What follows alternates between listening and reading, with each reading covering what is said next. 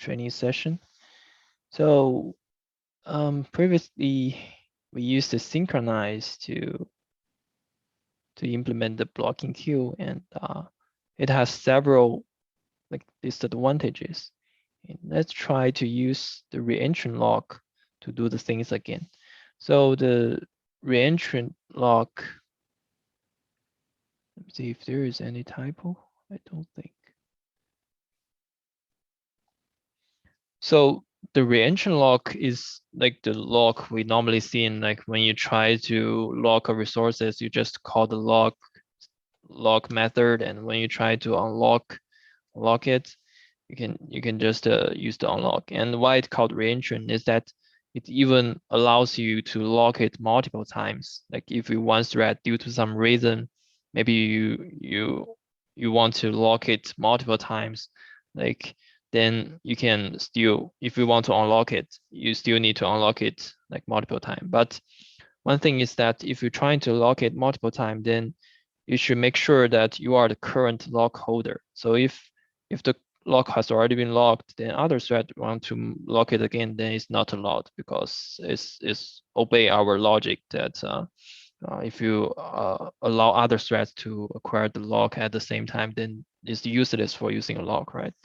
The reason we're using the lock is to make sure that only at the same time only one thread can holding it. But the reentrant lock just provides you the feature that if you want to lock it multiple times for the same thread, then you can do it and you can unlock it multiple times.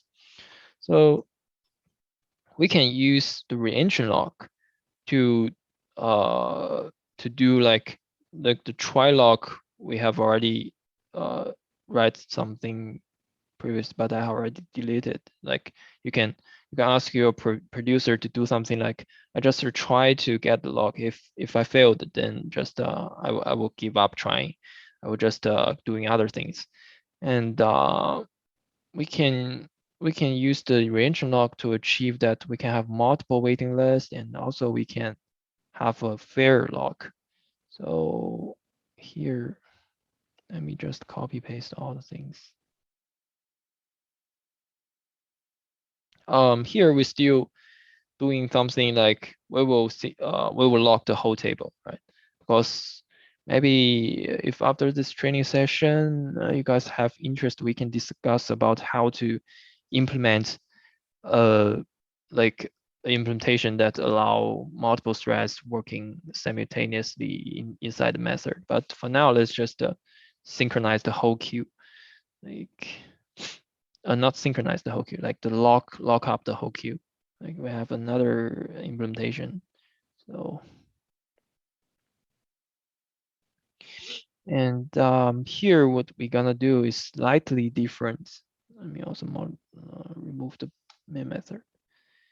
Slightly different. We will remove the synchronize, but using the reentrant lock to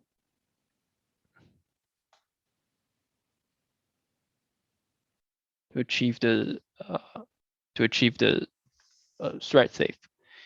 So here, what I trying to do is I will create a thread. I will create a lock here. So first, let me create a reentrant lock here. So,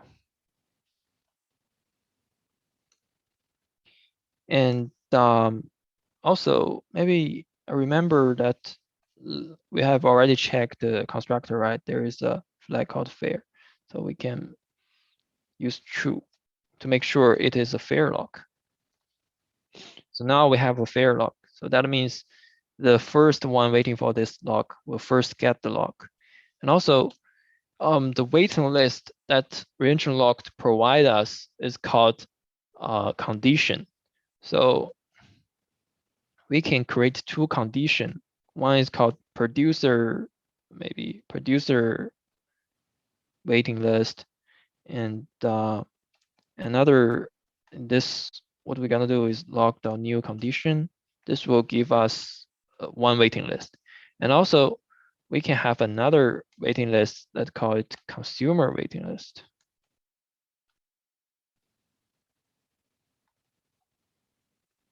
The new condition. So here, what we're gonna do is slightly different because we do not have the synchronize anymore, right? So we will use the lock, the lock. And also here, what we're gonna do is we're not using the this dot wait. We will use something called like this. So now the producer is invoking this method, right? We will use the producer wait list dot await. So this, when we call this method, it will make the current thread that working on this method to wait in this condition. And also the await method is just same as the wait method. It will release the lock. So we'll release the lock currently holding. And other thing is, suppose we are getting the lock and the capacity is not full, the size is not full, is less than the capacity, then we can keep offering the element. And also here we have to like manually unlock our lock. So here we have to do something like lock the unlock. So this will be our like implementation for using a reentrant lock. And also I think this statement we should also modify it.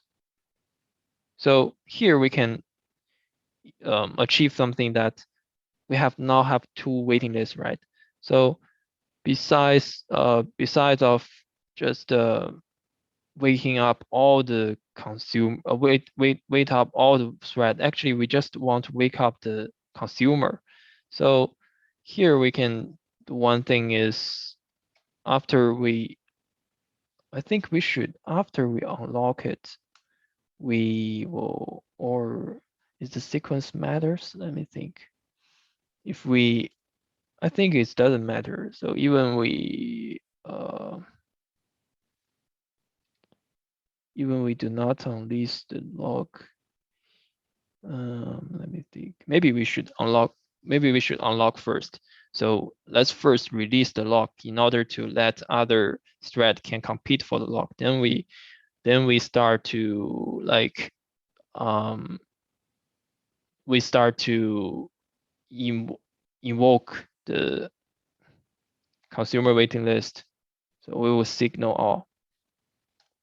Here, I think if we put this statement before this one, then there is a possibility that we wake up them, but the lock hasn't been released. So I think we should release the lock first, and then let's just wake up. We're specifying that to wake up the thread waiting in the consumer waiting list. So this achieve the idea that we previously want to achieve, that because actually we just want to wake up the consumer, right? So here because we have two waiting lists, then we can specifyly wake up the consumer. And also for the pull method, things will be similar. So here we will first try to acquire the lock, and then like let me see here. I should modify this. Like also here, because this one I want to make sure that our current thread waiting in the consumer waiting list, because this is a consumer, right? Consumer calling the pull method to consume the element, and we use the consumer waiting list await, and after it wake up, it should start pulling, and after it pulling, it should unlock. Let me see. It should lock the unlock, and also it should awake the producer. That calling the producer the signal, right? So in this case, you see, we have two waiting lists, and we resolve the problem of only one waiting list, and also we use the true parameter to provide a fair log. So the first waiting producer or first waiting consumer will get the will be first wake up, and for the try lock, if we want to do something like our producer only try once, just like I mentioned previously, if log.try lock, if it failed, we just return. We can do something like this, but this is try lock. So could we signal instead of signal all in this case? Yeah, that's a good question. I think if we just use signal, let me think. Yeah, I think it's feasible. We can just call it signal. Yeah, because currently we're having two waiting lists, and we do not have to like just wake up all the threads. Maybe we just specifyingly wake up the consumer or wake up one producer is no problem. Yeah, I think using the signal should also be feasible. Yep. So this is for reengine lock, and everybody good with the reengine lock? So how the reengine lock resolve the problems of resolve the three disadvantages, three cons for the synchronized.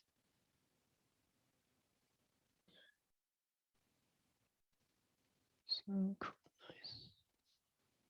So any questions related to this part?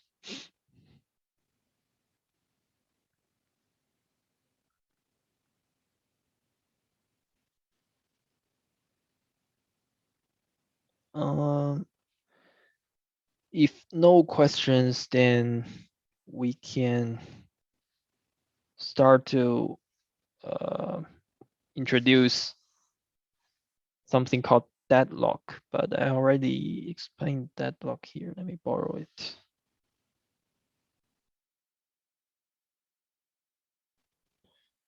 So here, let me introduce the deadlock. So deadlock is that if you trying to acquire the lock in this circular manner, like the holding lock one but trying lock two, but thread two holding lock two, trying keep the two threads always waiting for each other. So like I don't think we can have time for much examples, but let me see if I can quick come up with this example. So for example, we have something like this, like we have a thread one doing something like first we need two objects. So we will just use synchronize to clarify this one, this deadlock. So we have a new object.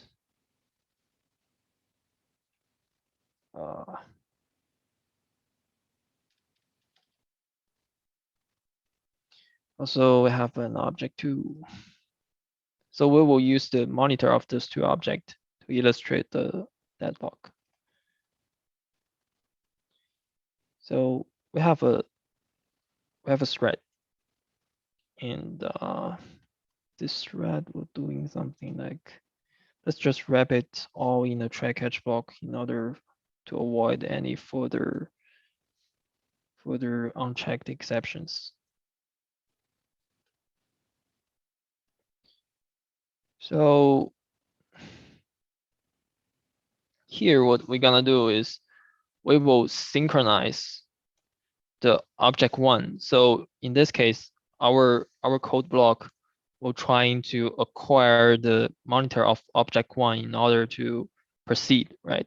And also we will inside the synchronized block, we will further have a synchronized block for object two. That means we will, in order to running this code block, we have to acquire the monitor of object 2. So after that, we synchronize with system out. I'm here. So if we have another thread, it has an opposite acquiring order. And also, let me make sure that both of them can acquire the log first. Maybe after it acquiring the object one's monitor, let me make it sleep for 2 seconds. And same thing here. Because if we do not let it sleep, there is a possibility that the thread 1 just acquire all 1 O2 and print out it here, and the thread 2 does not even like be able to get the monitor of object 2. So because we, after the thread 1 get the O1's monitor, we let it wait so we can make sure that the thread 2 have time to successfully acquire the monitor of object 2. So in this case, I believe these two threads will block each other, because you see, after it's acquiring the monitor, that is the lock of object 1, and it's trying to get the lock of the object 2, but actually this lock has already been acquired by thread 2. And thread 2, after sleeping, it wake up trying to acquire the monitor of object 1, but it actually has been holding by the thread 1. So those two will be like blocked by each other forever. So we can try to T1 those start and T2 those start. And let me wait them to finish.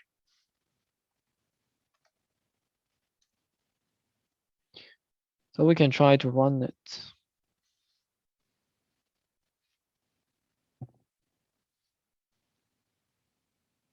You see, we can never see the result, and the program keep running. So this is because the deadlock. And do you have any idea to resolve the deadlock? So any idea?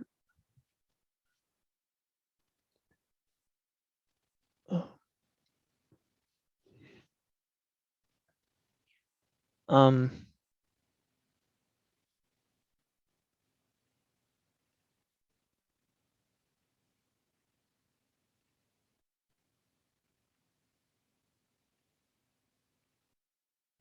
so one idea is that you see the order that matters, right? So these two threads, because of the reversing order, they are locking up each other. Right? So to avoid this, we can do something. Can we do something to the order of these two objects? Like, can we modify our code logic and have the same? So actually, you see the logic here is just acquiring log1 and acquiring log2 in order to procedure this statement.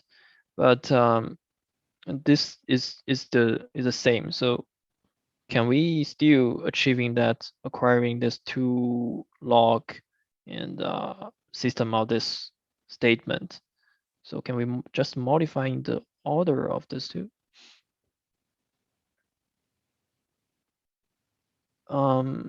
So actually, one most simple solution is that when you design your code, when you have those nested log, you better to design an order for all of your log. You should lock in order. So if you make sure that all of your threads that trying to do some logic like this nested log logic, you make sure that they are locked in order. Then in this case, there will be no deadlock. You see, if some of it get the lock first, then other one will keep blocked there. And after it finish all the logic, the other thread can entering the code block and start running. So we can So now we have modified the order to be the same, right? Make sure all the lock has been locked in order. And we can run it again. You can see,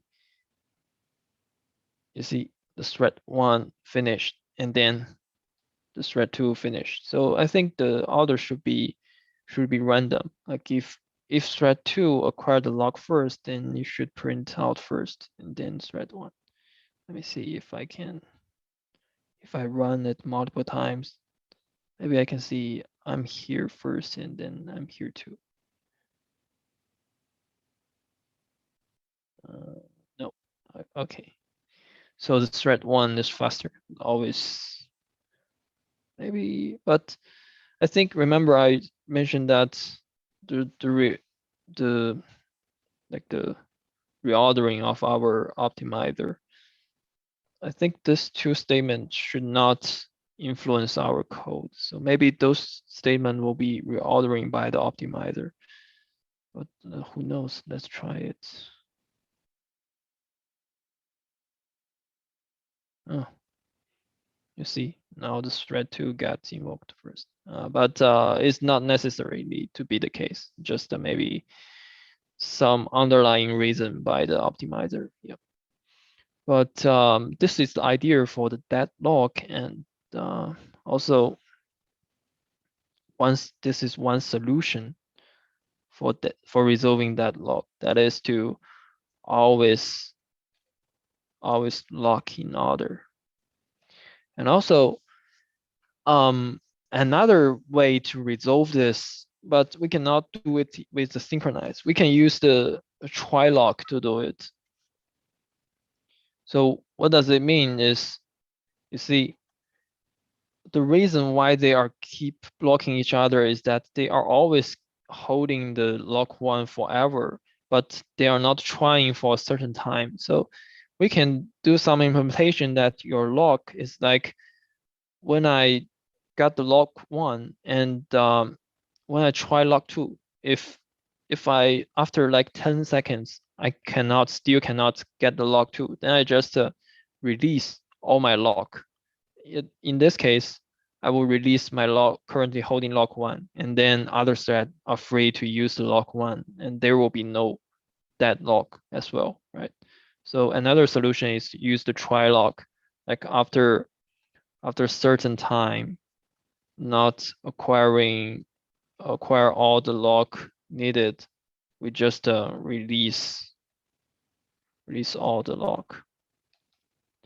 I think there is another way, which is to set a timer on the thread. Once it break for a while, it will force to release the lock, but it is complicated.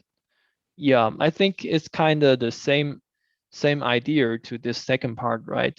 You after your thread, like the timer you mentioned, after the thread like be blocking for a while, and then it should just release all the lock it's current holding. So it's the same idea of the try lock, right? But that's a good point. Yeah. So um these are two solutions for the deadlock, and also one solution is that you can also implement, maybe this is a possible implementation to resolve it. That is, you can implement a lookup table. So that means because why you are having the deadlock is that you have no idea that um, what other threads are holding what lock. So if you have a lookup table to have all the information of like current thread of what current thread is holding what lock, then with this information you can detect your deadlock, right? So suppose you have a lookup table to maintain like the thread 1 is currently holding lock 1 and looking up for lock 2, and also you in the table you have thread 2 holding the lock of lock 2 and trying lock 1. And then in this case you can detect the deadlock from your lookup table, and you know there is a deadlock, and then you can further do some uh, actions based on that, maybe release all the log of this two thread. So this is also a solution that maybe you can implement a lookup table. So, but this will be like, I never tried this solution, but I think this is, you can answer this question like in the interview. Like if they ask if they ask like how you resolve the deadlock, you can just provide idea to them. Yeah. But yep, this is the deadlock, and everybody good with this part. So for the rest of the limited time, let me just, if everybody good with the previous part, let me just give like brief introduction for thread pool, and let me introduce some of the collections that we used a lot for creating thread pool and using a thread pool. So for thread pool, what is a thread pool? That is, the idea of using thread pool is to reuse the thread, right? Because the creation of thread is expensive. Like you have to maintain all the like the state of the thread, and um, whenever you create a thread, you will create like maintain those resources in your heap or something like that. It will waste the like the system resources. So rather than just like one time using the thread, you better reuse your thread. Like you create a thread pool. Whenever there is a task came in, you just assign this task to the current existing thread and let the current existing thread to handle the task. And when it finishes it, you just return the thread to the thread pool, but not terminate it. So in order to do that, we were using something like called a blocking queue with the worker thread to like the blocking queue with the worker thread to implement this thread pool. So what the blocking queue do is just like we introduced here is a first in first out queue. No difference in the queue, but it will just block the producer when the queue is full, or block the consumer when the queue is empty. But other things is just the same as a normal queue, just first in first out, right? Like first in first out. And so the things is like you will have something like you have a pool, and then you will do something like submit your task. You will do something like this, and then this task will be go into the blocking queue, like, and then your worker thread will try to pull out task that first came into the queue, because it's a first in first out, right? So, and um like let me think. So with this structure, let me further introduce several types of thread pool. So this is basically what a thread pool looks like. Like have a blocking queue to maintain all the tasks, and have a worker thread to keep pulling out task from the queue, executing the task. After finish, this worker thread will return to the thread pool. So this is a thread pool looks like. And to using a thread pool, we have Java provides a lot of collections for like work with the thread pool. Like you can have a executor interface. Also, you can have executor service interface, and you will even have some a class called executors. So what are the difference between those three? That is, this two is interface. So what does they do? What does they do? That they provide you some method to interact with your thread pool.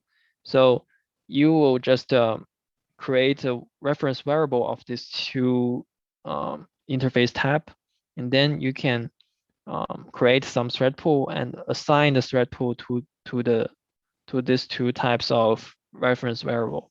For example, you can have an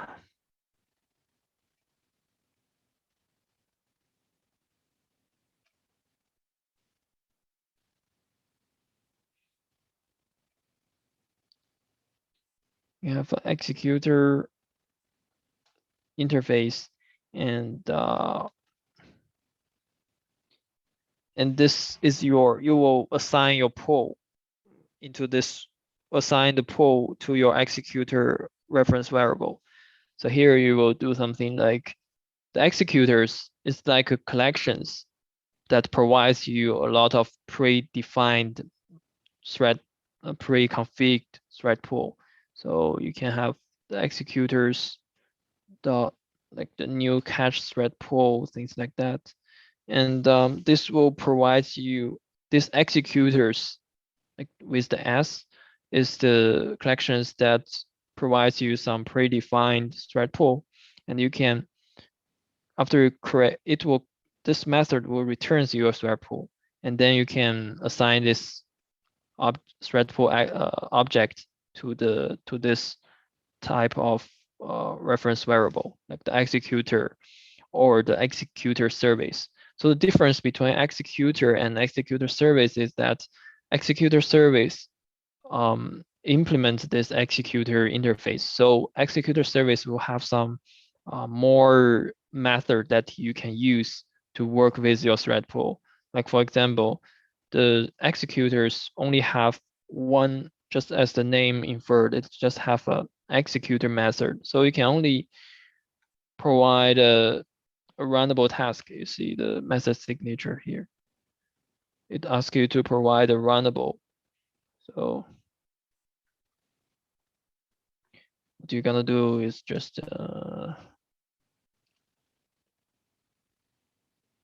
and then this is your task.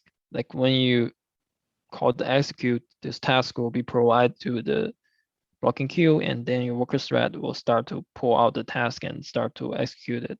But with the executor's interface, you are only be able to provide a runnable task. So the runnable task is that it takes nothing as input, and also it returns nothing. It just run, just as the name infers, it's just run itself. But the callable is something that still like have a callable. You can still, if you work with the executor service, you can even provide a callable as the task. So,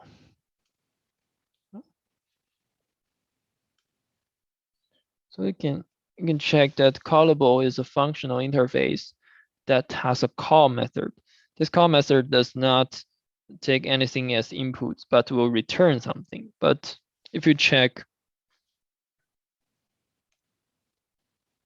the runnable, like we checked yesterday, you see the runnable, the run method is a void method, right? It does not return anything, but our like callable task will will return will return some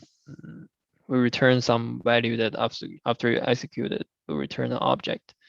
So if you are using the executor service interface, then rather than just allows you to use the executor method, this interface produce you some extra extra method, like can work with callable. So for example, this is another pool that we created. So we can have a, oh sorry, executor still using the cache thread pool. And what we can do is, you see, we can submit a callable. And also, you see the return type is a future.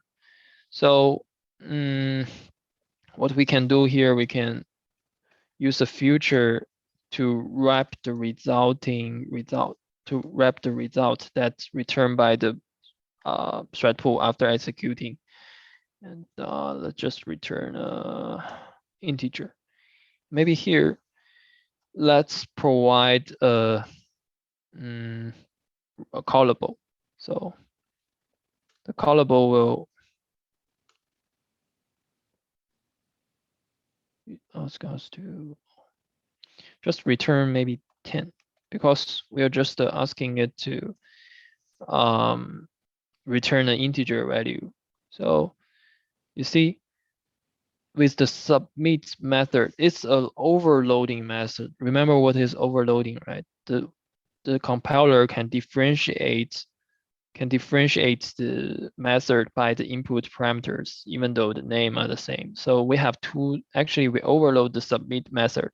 We can either provide the runnable task, or we can also, let's see, we can also provide the callable, like the pull dot. You see, this is the overloading method. We can provide runnable task, and we can also provide callable task. So with callable task, we can have some returning value of the task. So here we return an integer value of 10, and then we can system out future dot, I think it should be join or get unhandled exception. Same thing. So throw something here. We can try to run it. It should print out 10 for us.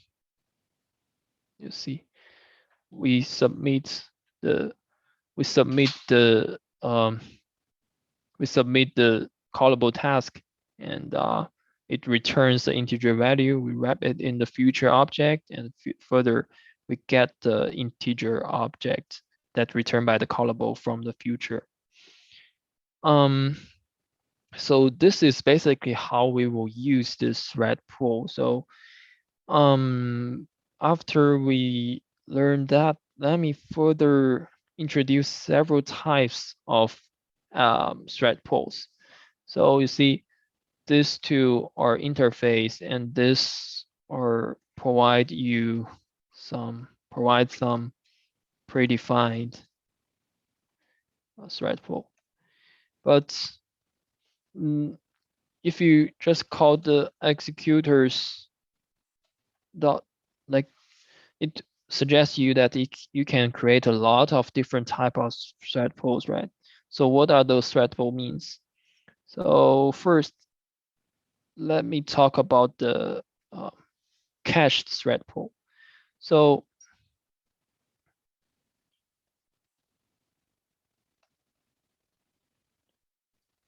different type of thread pool. So the first one I want to talk about is the cached thread pool. So the cached thread pool means it will cache some actual thread in the pool. And it has several parameters. Like if I go into here, you see this cached thread pool is actually inside this, when we call this new cached thread pool method, it will use the thread pool executor, this class, to create the cached thread pool. So see, there are several parameters. One is the core pool size, and another one should be the maximum pool size. So the first parameter is core pool size, and next is maximum pool size.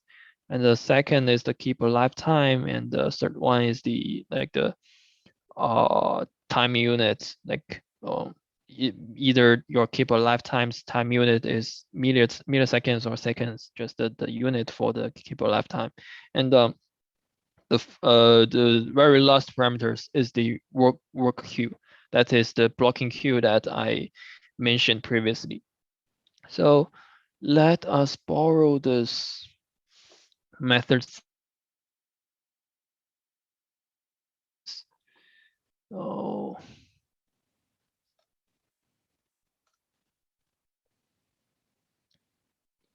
it's kind of messy, but let me remove all the unnecessary things to make it more easier for you guys to read. So those things are some annotations. We do not need it. Now it should be good.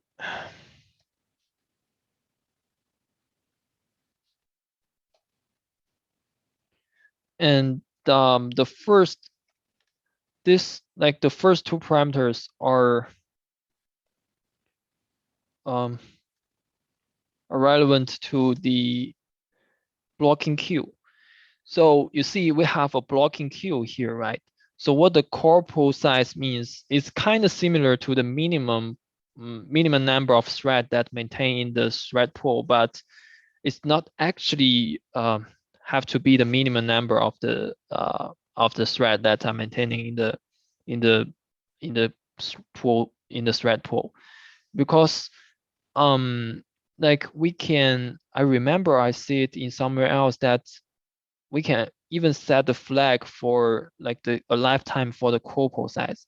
That is, if your corpus size idled for a certain time, you can even terminate your corpus size. If you can even terminate your like core thread. So this corpus size means the number of worker thread, and this is the maximum number that can be maintained in your maximum number of thread that can be maintained in your pool. So the mechanism that we are increasing the number of thread in the pool is that suppose we have a first, when we create the thread pool, we have an empty blocking queue, right? And when we create a task into it, and currently suppose we have a corpus size of 3. So that means we will have 3 worker thread. So when the first task came in and the thread 1 were working on this task, right? And now the thread 1 is busy. So at the same time, another task came in, and another core thread will be created to handle the second task. And when the third task came in, all the previous 2 core thread is busy working on the task. So our the third core thread will be created and working on the task. And after we have all the 3 core thread, and if they're all busy and new task came in, we will not create thread anymore.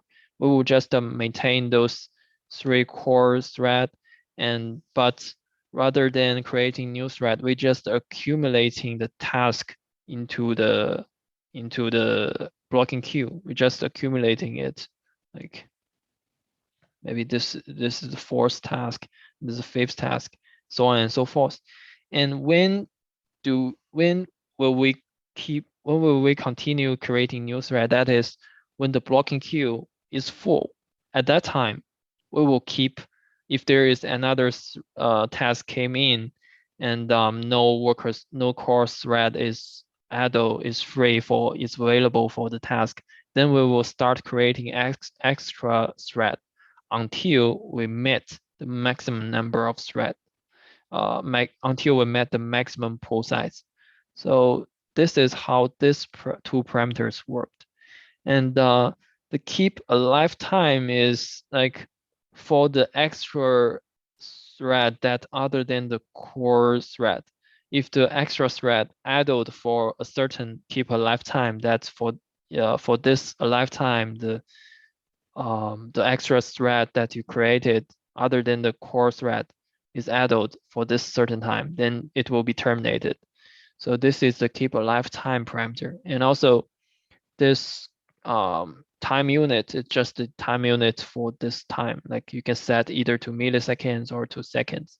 And the work queue is the blocking queue that you can create a blocking queue and provide it your customized blocking queue to your thread pool. These are the 5 parameters for the thread pool executors.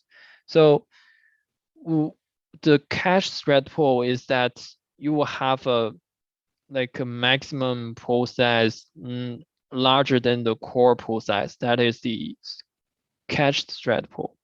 But also, if you check something called fixed thread pool, you see it's still actually using the thread pool executor to create the thread pool, but the core pool size is the same as the maximum pool size. So this will be called as the fixed thread pool.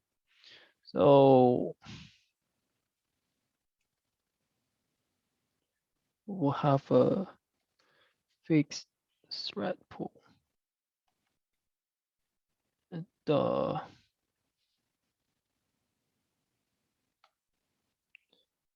it will have the core equals to the maximum. Like these 2 parameters will be the same, but still using the thread pool executors to implement a fixed thread pool. And also another thing is we can also check other types. Like there's one thing called scheduled thread pool, right? So this scheduled thread pool will use another executors to give implementation, not like the previously. You see, these previous 2 types, they are both actually using the thread pool executor class to create the thread pool. But for the scheduled thread pool, it is using the scheduled thread pool executor to implement the scheduled thread pool. So the scheduled thread pool's functionality is kind of different with this previously 2 thread pool. So this 2 thread pool just you create a task and provide it to it and let it handle it immediately. Like if there is a worker thread is free, or otherwise it will be waiting the blocking queue, and when there is a thread is free, then it will just get pulled out and executed. But the scheduled thread pool is kind of different, is that just as the name inferred, it is scheduled. So you can set the delay of the task, like after 1 second, I want to run my task, or I can even schedule like at a fixed rate that I want to run my task every 5 seconds. Then if you want to do something like that, you can use the scheduled thread pool. Scheduled thread pool. So scheduled thread pool is using the using this one.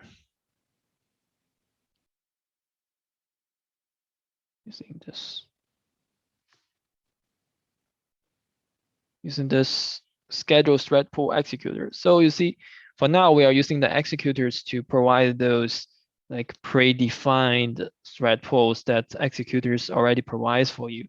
But actually we can, because we have already checked the source code, right? Actually, under the hood, they are just using the new thread pool executors.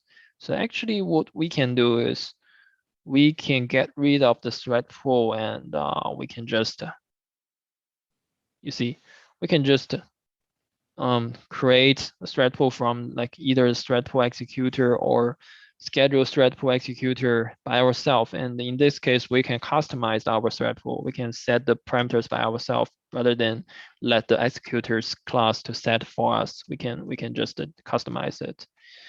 And executors though. So the schedule thread pool is something like you can schedule the task. Like you can have a scheduled thread pool executors as the scheduled pool reference variable type, and then you can just call the executors dot new schedule thread pool. And here for this schedule thread pool, it provides you this scheduled executor service provides you some methods like the schedule or schedule at fixed rates or something like this. So the schedule is like you see, it provides the runnable, that is the task, and the delay, that after a certain delay, you will run your task. And the time unit is same to set the time unit for your delay, maybe to make sure that the 1000 represent for 1000 seconds or for represent for 1000 milliseconds. The scheduled at fixed rates is a method that you can first define the initial delay. That is the first, like the first delay, like after 1 second, you run your first task, and then you can set your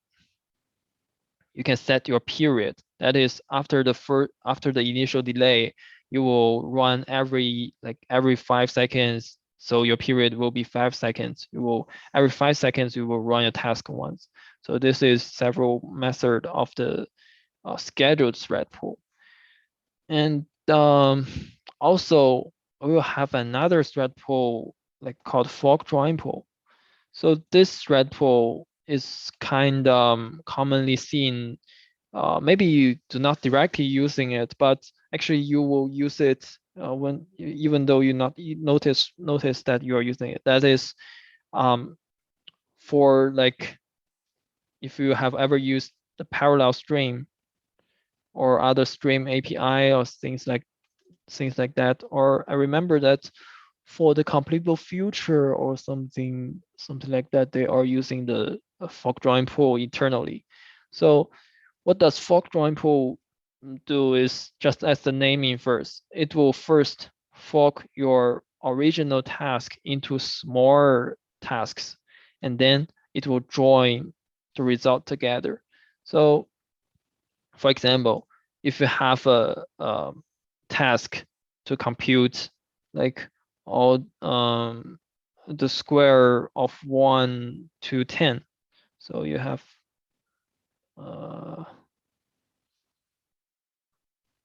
like something like that, the square of number 1 to all the way to number 10. So with the fork join pool, you can design your code like you create a recursive task that can fork this original. This is the original task. So you can, in the original task, you can fork the original task into multiple small tasks. Like maybe task 1 will be computing 1, 2, and task 2 will be computing like 3 square with like 4 square, something like this. You will like split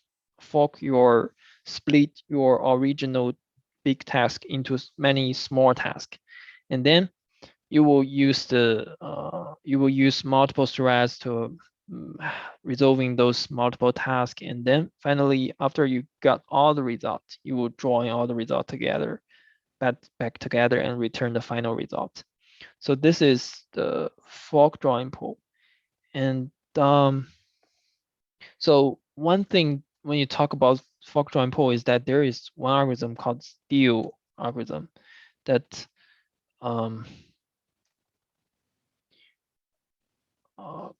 algorithm. Uh, Let me think how to spell it.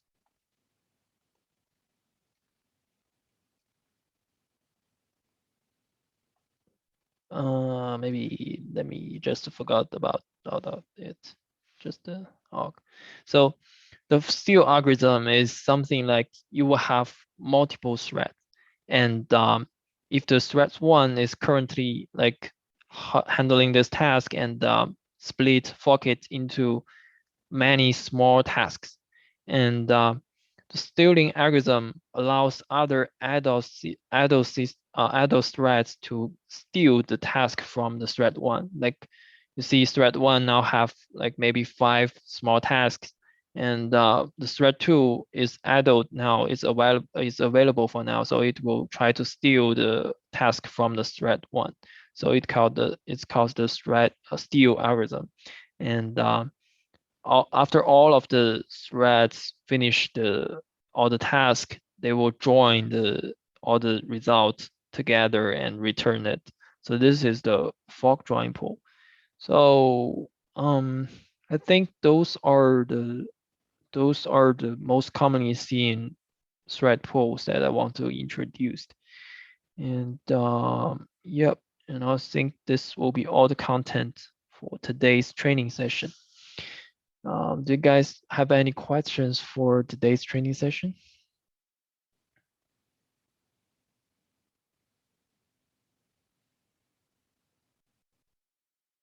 Yeah, sure. I will upload it into the GitHub.